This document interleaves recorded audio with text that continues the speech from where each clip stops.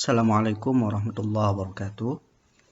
Pada kesempatan kedua di pembelajaran jarak jauh ini, pelajaran Nahwu kelas 7. Pertama-tama mudah-mudahan kita semua sehat selalu, dijauhkan dari segala penyakit, khususnya corona, dari wabah corona ini. Oke.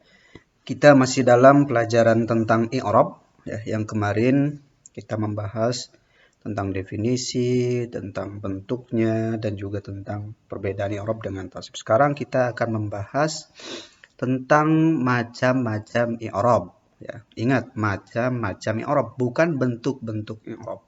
Jadi perbedaannya, kalau bentuk itu adalah bagaimana perubahannya. Ya, perubahannya berupa harokat atau huruf. Nah, sekarang macam-macam i'rabnya, kondisi-kondisi i'rabnya itu. Ya. Macam-macam perubahan atau kondisi-kondisi perubahan itu ada berapa? Yaitu ada 4. Ya. Yang pertama yaitu rofa. Ya. Rofa itu artinya tinggi atau atas. Ya. Nah, simbolnya apa rofa itu? Simbol aslinya yaitu dhammah. Jadi kalau ada sebuah kata isim atau fi'il, kok huruf akhirnya berharokat dhammah, maka itu hukum i'rabnya adalah rofa. Yang kedua, i'rabnya adalah i'rab nasab. Namanya nasab. Ya. Secara bahasa artinya tegak atau tertancap. Nah, maka simbolnya yaitu harokat fathah. Ya. Harokat fathah. Meskipun di atas, tapi dia berbeda dengan dhammah. Ya. Fathah itu artinya tertancap, tegak lah, artinya dia terlentang di atas. Nasab namanya. Ya. Jadi kalau ada kalimat isim atau kalimat fi'il, huruf akhirnya berharokat fathah, maka itu dinamai i'rabnya beri'rab nasab. Yang ketiga yaitu i'rab khafad. Ya. Khafad, awas jangan pakai dal, jangan pakai dha, khafad. Artinya rendah atau bawah. Ya. Ya, jadi karena simbolnya juga kasroh, karena kasroh itu letaknya di bawah huruf. Ya. Jadi kalau ada sebuah kalimat isim atau kalimat isim dan dia berharokat kasroh huruf paling akhirnya, maka dia dihukumi i'rabnya i'rab apa? Khafad. Ya. Yang terakhir adalah namanya i'rab jazm. Ya, i'rab jazm. I'rab jazm ini secara bahasa artinya pasti atau mati. Maka simbolnya sukun. Ya, simbolnya sukun. Ya, karena sukun itu artinya tenang. Ya. Semua pasti mati. Jadi itu. Jadi i'rab itu ada 4. Kondisi i'rab ada 4. Rofa, nasab, khafad, dan jazm. Bentuk i'rabnya ya bisa saja ada i'rabnya rofa tapi perubahannya itu bentuknya huruf atau harokat. I'rab nasab juga sama, ada huruf, ada harokat perubahannya. Khafad ada huruf, juga ada harokat. I'rab jazm juga ada huruf dan ada harokat, bentuk perubahannya sama. Ya. Cuman di sini rafa dhammah, nasab fathah, khafad kasrah, jazm sukun itu simbol-simbol utamanya atau simbol-simbol aslinya. Nah, mari kita pelajari contoh-contoh i'rab rafa, nasab, khafad, dan jazm pada surah Al-Ikhlas dan juga surah Al-Falaq. Oke. Nah, pada rafa i'rab rafa lihat bahwa semua huruf terakhir dari sebuah kata itu harokatnya dhammah. Ya, baik itu harokat dhammah atau dhammatain. Ya. Qul huwallahu. Nah, hu. Nah, jadi lafaz Allah itu i'rabnya apa? Ya, i'rabnya rafa. Karena huruf terakhirnya dhammah. Qul huwallahu ahadun. Nah, ini ahadun, ini juga huruf terakhir kata ahadun yaitu dal, harokat terakhirnya adalah dhammatain. Maka kata ahadun i'rabnya apa? Rafa. Yang terakhir Allahus somadu. Nah, as-somad itu satu kata. Ya, ini isim karena ada alif lam. Ini juga isim karena tanwin. Ya. Nah, huruf terakhirnya dal. Harokatnya apa? Dhamma. Dhamma itu simbolnya i'rab apa? I'rab rofa. Oke, ya paham. Yang kedua adalah i'rab nasab. Ya, i'rab nasab. Contohnya di surah Al-Ikhlas itu hanya satu, kufuwan. Nah, ini lihat, ini contohnya hanya kufuwan. Ya meskipun ada juga yang bukan tanwin atau fathatain, tapi pakai fathah doang. Seperti kufuwa Allaha ahada, itu bisa. Tapi ini kalau di surah Al-Ikhlas hanya kufuwan saja yang nasab ya. Nah, biasanya kalau sudah ada nasab fathatain, itu biasanya pakai alif ya akhirnya. Yang ketiga i'rab khafad. Nah, ini tidak ada di dalam uh,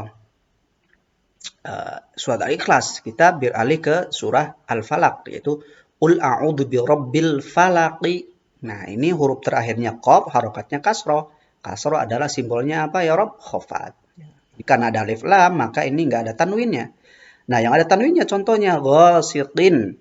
Nah, ini karena nggak ada alif lam, maka akhirnya juga tanwin atau kasrotain. Ini huruf terakhirnya qaf, ya, terakhirnya qaf.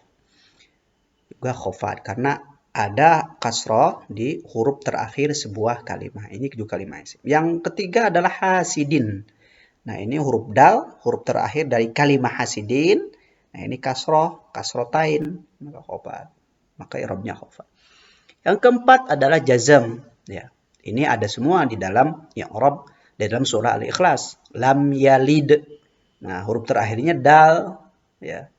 Sukun harokatnya. Nah, itu i'rabnya jazm kalimat ini, kalimat fi'il ya. Yulad juga sama, kalimat fi'il. Ini huruf terakhirnya dal, huruf harokatnya sukun ya. Yakun walam yakun. Nah, yakun ini juga sama ya, terakhirnya harokat nun, huruf nun harokatnya sukun. Nah, sedangkan sukun itu adalah tandanya i'rab jazm. Nah, jadi itu contoh-contohnya. Jadi ingat suatu kalimat ya, kalau huruf terakhirnya itu berharokat dhammah maka dia rofa. Kalau berharokat fathah atau fathatain maka dia nasab. Harokat kasroh atau kasrotain huruf terakhirnya maka dia khafad. Kalau sukun maka dia i'rabnya jazm. Jadi ada 4 i'rab itu, ada rofa, nasab, khafad dan jazm. Oke. Yang selanjutnya, materi selanjutnya adalah kita akan membahas tentang hubungan isim dan fi'il dengan i'rab ya. Hubungan isim fi'il dengan i'rab. Nah, ada rofa, ada nasab, ada khafad, ada jazm tadi. Nah, di sana ada bagan seperti ini ya.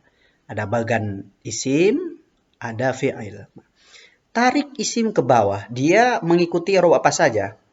Ada rofa masuk isim, ada nasab masuk isim, khafad masuk isim. Sedangkan jazm masuk isim enggak? Enggak. Ini sudah terpisah. Ini pemisahnya, kelompoknya. Jadi kalau kalimat isim, dia hanya memiliki i'rab apa? Rofa, nasab, khafad. Ya. Nah, kalau fi'il, dia masuknya ke rofa, ke nasab, dan jazm. Nah, oke. Jadi nggak bisa. Kalau fi'il ke khafad nggak bisa. Isim ke jazm tidak bisa. Fi'il hanya bisa masuk rofa, nasab, dan jazm. Sedangkan haraf itu tidak memiliki i'rab. Ya, dia tidak memiliki i'rab karena dia tidak berubah. I'rab kan berubah artinya. Sedangkan huruf tidak berubah-berubah seperti itu saja. Maka dari diagram ini kita bisa simpulkan bagaimana hubungan i'rab dengan kalimat ya. Yang pertama adalah bahwa isim bisa beri'rab rofa, nasab, dan khafad. Yang pertama tarik ke bawah ini ya. Kedua, fi'il. Nah, tentunya ini fi'il itu fi'il mudhari saja sebenarnya. Fi'il madi, fi'il amar nggak bisa beri'rab ya. Fi'il mudhari bisa beri'rab rofa, nasab, dan jazm seperti ini tadi ya. Seperti ini.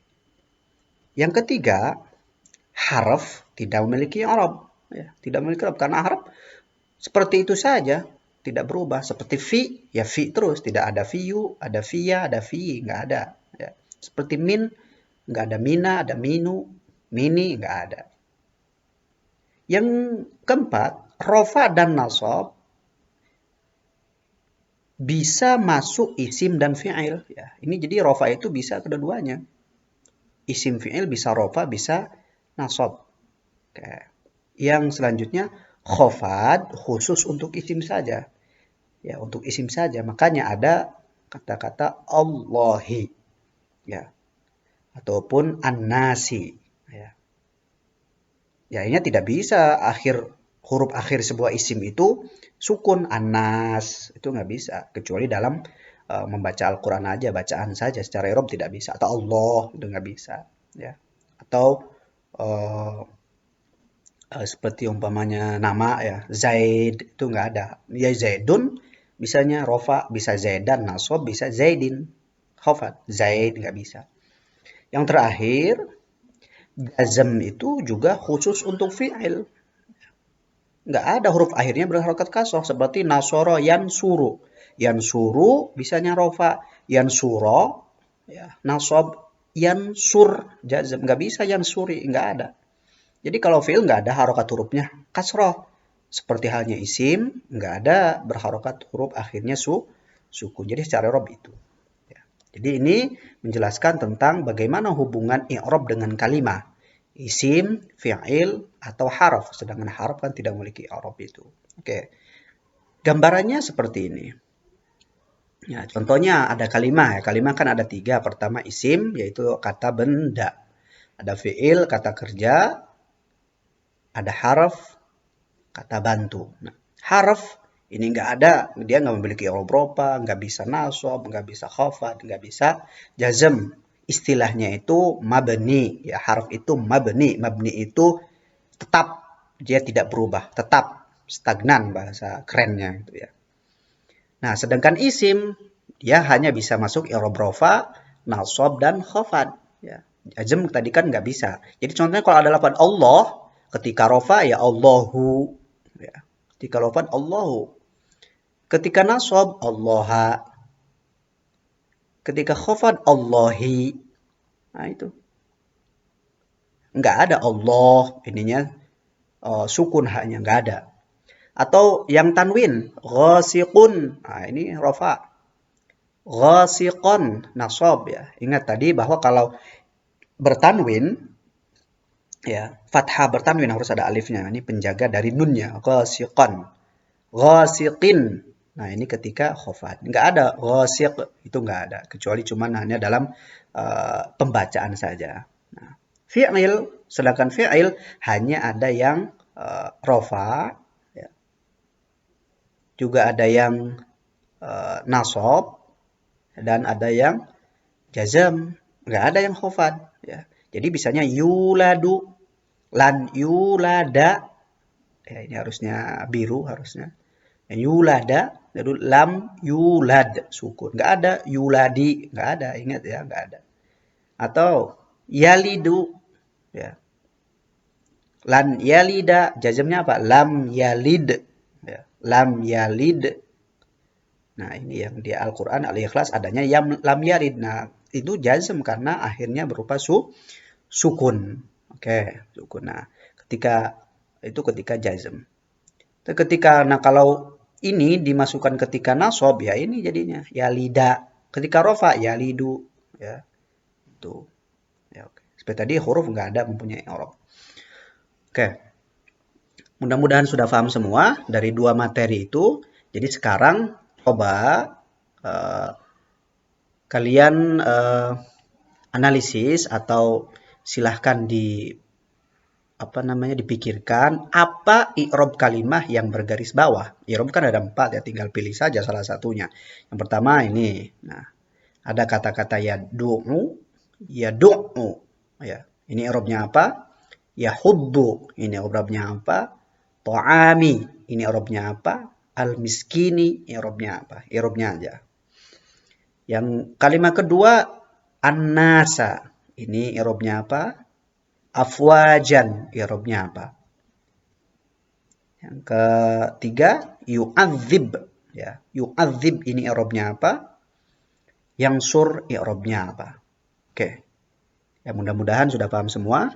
Itu materi kita pada pertemuan kali ini.